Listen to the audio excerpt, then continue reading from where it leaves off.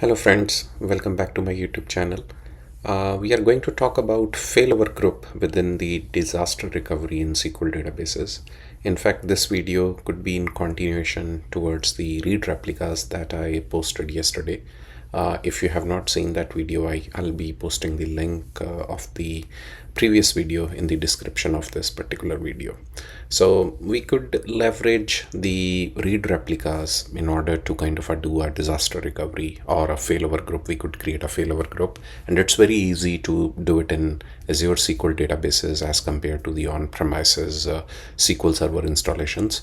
I have been exposed towards those eras where I have seen SQL Server installation within a on-premises and setting it up a failover group, or let's say auto clustering or anything. It's not an easy affair. So let's see how the Azure SQL Database failover group could help us in this case.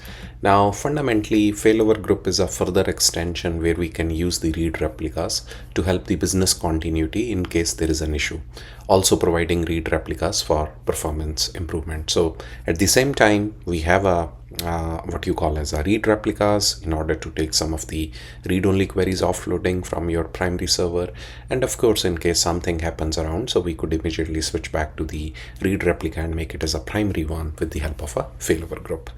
Now, in order to visualize how exactly this happens, let's see. So for example, we have a primary region, which is an East US, and you have a SQL database with the read and write capabilities.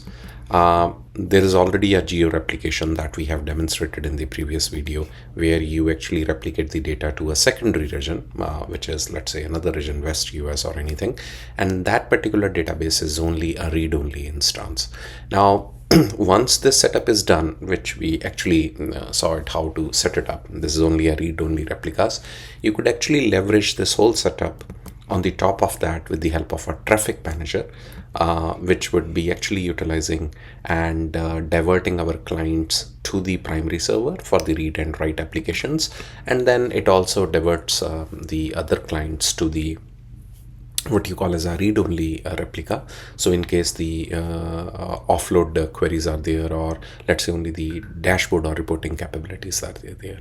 So in case something happens in this particular instance, then this one becomes the main one, and then automatically we get the time to get it established or correct those errors or anything. So it means there would be very less interruption in terms of a business continuity, and things are going to be set up for you.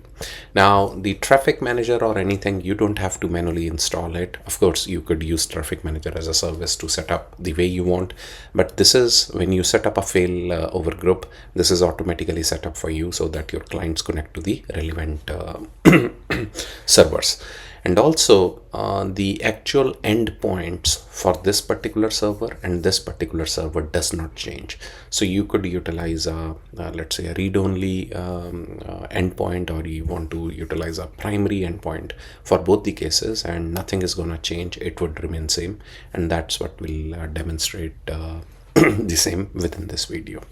So stay tuned and we'll see how we could utilize or set up a failover group within Azure SQL Database. So let's log in into our portal, that's Azure portal, and see the exact setup that we did yesterday. So I'll just go on to my SQL server. So I have a SQL database, which is a test database, and we set it up. And if we see, this was the replicas that was set up. So you have a replica of the same database. So one was the SQL Server RR, a logical server that we created, and that's hosted in West US2. And then we set up a Geo replica for the same. So, so if you could see, one is the online mode and one is the readable mode. So that's perfectly makes sense. That's what we wanted. Now what we want is we actually want to set up a failover group.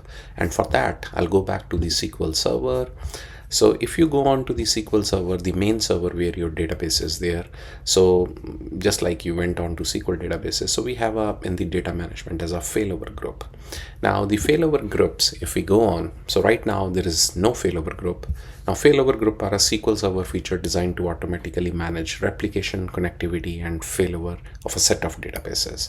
So what you need to do is you need to actually use this add group. So once I click on the add group, now this failover group would be using .database.windows.net as a URL to completely identify that. So let's say I want to RKV SQL Server, let's say fail group. So that's the name which I want to provide. Now we need to select the server. So I get two servers out here. So this is the server, if you see. So select an existing server or create a new server. The connection string and credentials will be based upon that server. So I want to select a server which I want to kind of a failover. So it means if there is an issue within the SQL server, this particular server, there is the primary data is there, I want to fail over to this new server. And what would be the read and write failover policy? So you want to do it an automatic or you want to keep it manual. I just want to set up as a automatic one. And you could also set up your read write grace period, like how many hours you want that grace period to be set up. So let's keep it as the default as 1 hour. So I'm just keeping it that. And then we also need to select the database that would be configured for the failover. So we'll just configure the database, and I'll select this the test database, which would be there in the RKV SQL Server Read Replica, but then its role would become a primary role, and that would happen automatically. Like we don't have to do anything, it would be doing automatically. So once we select it and then we create it, it's gonna take a little bit of a time to set up the failover group. And once the failover group is set up, we'll also see how those listeners are being set up. The I'm sorry, the Azure Traffic Manager would be set automatically at the background. You'll be getting those listeners also, and we will have a look at those listeners, how they actually be different for the primary as well as the secondary read replica. Once it is done, so let me come back once it is done, because it will take a couple of minutes, and we'll continue from there. So now if you see, our deployment is complete, and if I want to go on to the resource, so that's where the SQL Server failover group is there. Now let's try firstly go on to the home, and I'll just go on to my SQL Server, and then I'll go on to the failover groups. So now if you see, there is a failover group by the name of this, which we set it up. The primary server is RKV SQL Server, the secondary server is RKV SQL Server RR, and then the read write automatically, failover policy is automatic, and all that other stuff that is necessary. Now if I click on this, and we'll go on to this, so it actually tells you the two servers. The green colored background green colored is your primary server, which is automatic read over failover policy, and this is the secondary server in the West US in case something happens around to our server. And these are the two listeners I was talking about.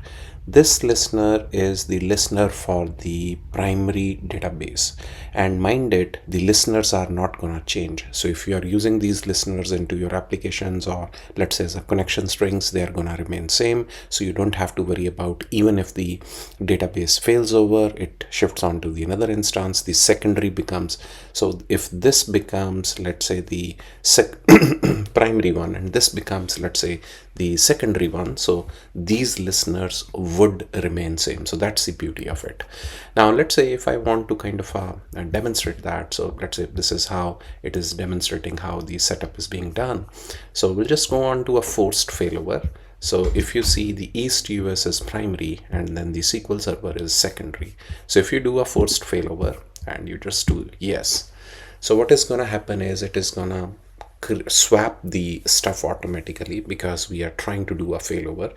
So it means our primarily this stuff. So if you see, the SQL Server RR West US 2 has become the primary one, and the SQL Server East US has become the secondary one. Now there's no change between this. This would automatically keep pointing to the primary as well as the secondary server. Your fundamental stuff would behave in a very, very seamless way. You don't have to worry about which is there or which is not.